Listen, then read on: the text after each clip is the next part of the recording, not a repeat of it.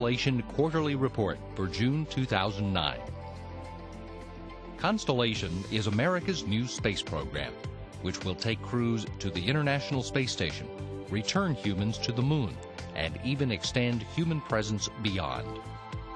NASA centers around the country are working together to design, test, and manufacture hardware for this new era in human space exploration. The Constellation program has reached a major turning point as it prepares to conduct its first test flights. The rocket that will launch the crew into orbit is called Ares 1. The vehicle is composed of a 5-segment solid rocket booster for a lower stage and a liquid fuel rocket for an upper stage. The first test article of the Ares 1 is called Ares 1X. This major developmental test flight of full-scale hardware brings together the talents of several NASA centers. Sections of Ares 1X were manufactured at the Glenn Research Center in Cleveland, Ohio, and the Langley Research Center in Hampton, Virginia. At the Kennedy Space Center in Florida, rocket parts arrived by rail and by air.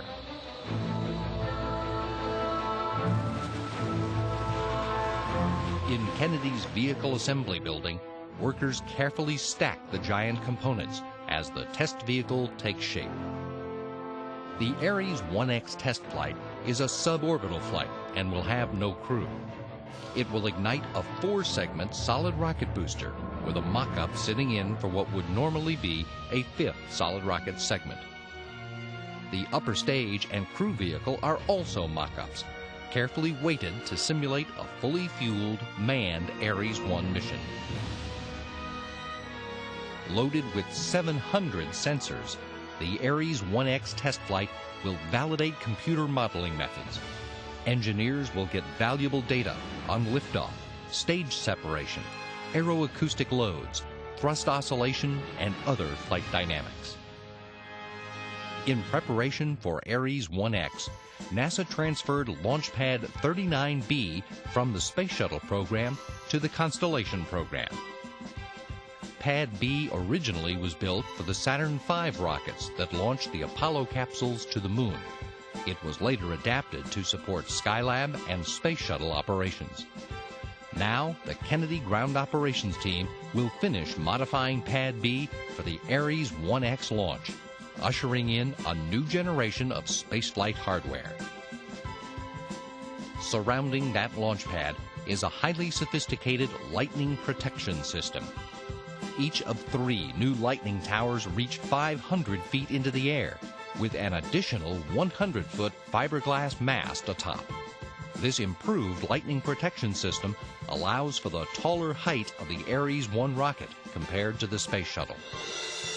The crew exploration vehicle for Constellation is called Orion. Orion borrows its shape and aerodynamic performance from Apollo. However, the new spacecraft is greater in size than Apollo, featuring updated computers, life support, electronics, heat protection, and other systems. At the NASA Michoud Assembly Facility in New Orleans, Louisiana, construction has begun on the Orion Crew Module ground test article, with Lockheed Martin's first friction stir weld process on Orion hardware. When completed, the full-sized flight-like module will be tested in a variety of ground-based simulations designed to recreate the Orion flight environment. The structure will then undergo mechanical assembly, integration, and testing in New Orleans and Denver, Colorado. The Orion spacecraft will have to endure extreme temperatures, traveling from the Earth to low Earth orbit, to the Moon, and back again. The blistering return through Earth's atmosphere can produce temperatures roughly 5,000 degrees Fahrenheit.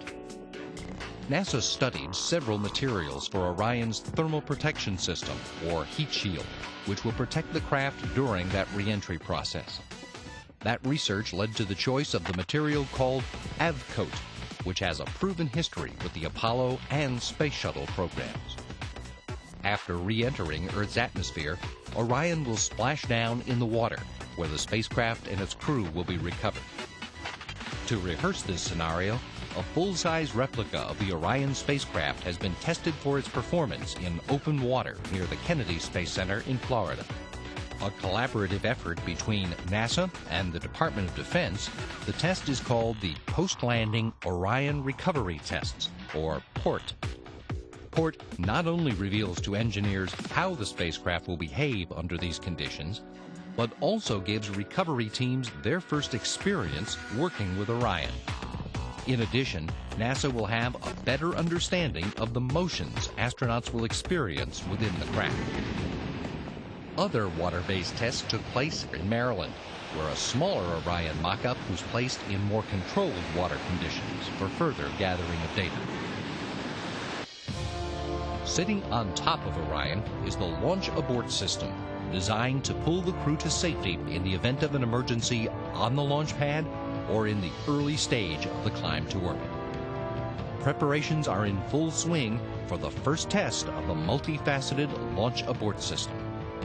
Called Pad Abort 1, the test will include the firing of the abort motor, which pulls the Orion spacecraft from danger, an attitude control motor, which provides directional control, and a jettison motor that separates the system from the crew module. Components of the Launch Abort System have already been tested individually, but the full flight test will help gather information about how the newly developed system works together in a real flight situation. The abort motor, jettison motor, and other important components for Pad Abort 1 have already arrived at the White Sands Missile Range near Las Cruces, New Mexico, where NASA has completed work on a 92-acre launch complex. Included in the construction is a gantry steel structure, which serves as a combined launch pad and simulated launch vehicle. The gantry stands 130 feet tall and will be used in future test flights for the Constellation program.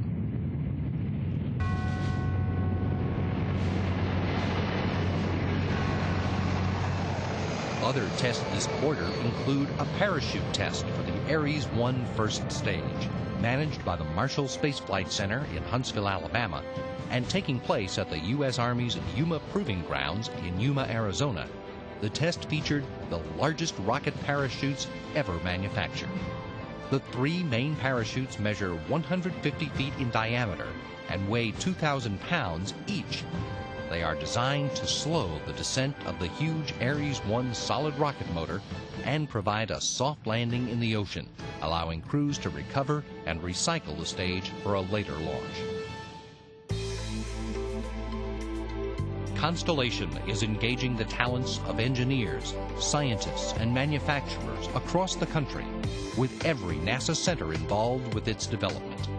From wind tunnel testing, to computer modeling, to parachute testing, to rocket firings, to manufacturing, Constellation is trailblazing relationships between NASA centers and commercial industry. The hardware is moving from the factory floor to the launch pad as Constellation prepares to literally take flight.